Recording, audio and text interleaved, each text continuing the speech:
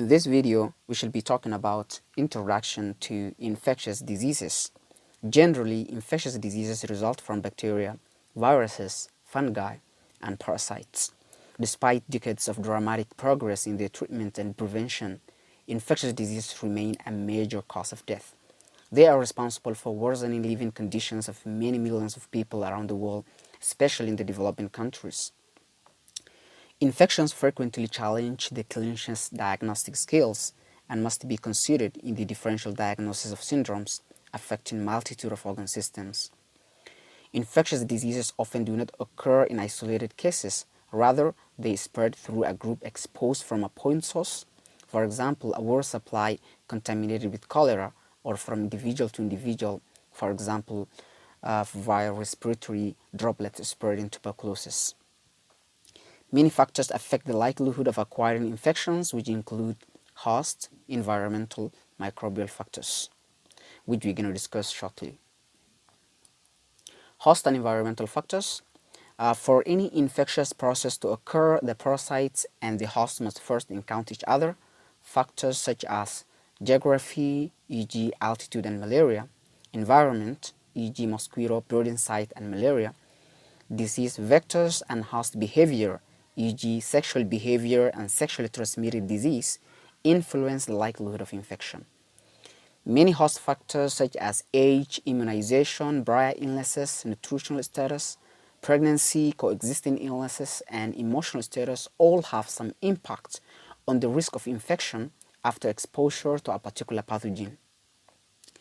Medical care itself can increase the patient's risk of acquiring an infection. This can occur in several ways: through contact with pathogens during hospitalization, through injections, surgical incisions, via mucosal services by endotracheal tubes and bladder catheters, through the interaction of foreign bodies, through alteration of the natural flora with broad-spectrum antibiotics, and through treatment with separative drugs such as steroids. Microbial factors. Infections involve complicated interaction of parasite and host and inevitably affects both. In most cases, a pathogenic process consisting of several steps is required for the development of infections. Since the competent host has complex series of defense mechanisms in place to prevent infection, the successful parasite must utilize specific strategies at each of these steps. These specific strategies used by bacteria, viruses, and parasites have some similarities, but the details are unique not only for each class of organism, but also for individual species within a class. Invasion is one of the strategies.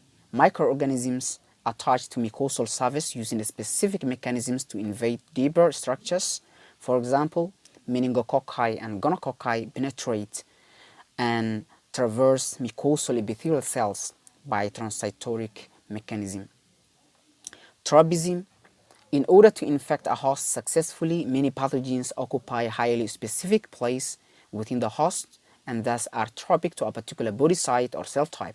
For example, malaria sporozoites are rapidly cleared from the blood into the hepatocytes, where they undergo maturation and release into the circulation.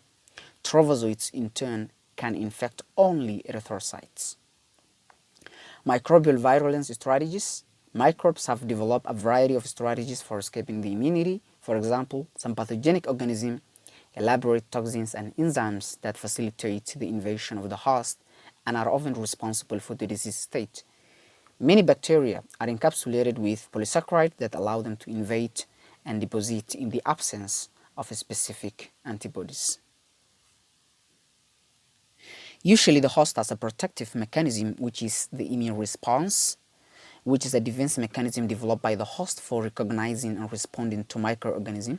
It is divided into two major classes: the innate and acquired immunity. Innate immunity is also called natural immunity, is the first line of defense and serves to protect the host without prior exposure to the infectious agent. This immune response is non-specific and has no memory. Examples of innate immunity include skin and mucous membrane, phagocytosis by macrophages and neutrophils, and complement system, etc. Acquired immunity is also called adaptive immunity, specific immune mechanism developed against a particular organism. It takes time to develop and has long-standing memory. It has two major arms: the cellular immunity comprising T lymphocytes, natural killer cells, and humoral immunity comprised of B lymphocytes and antibody produced by plasma cells.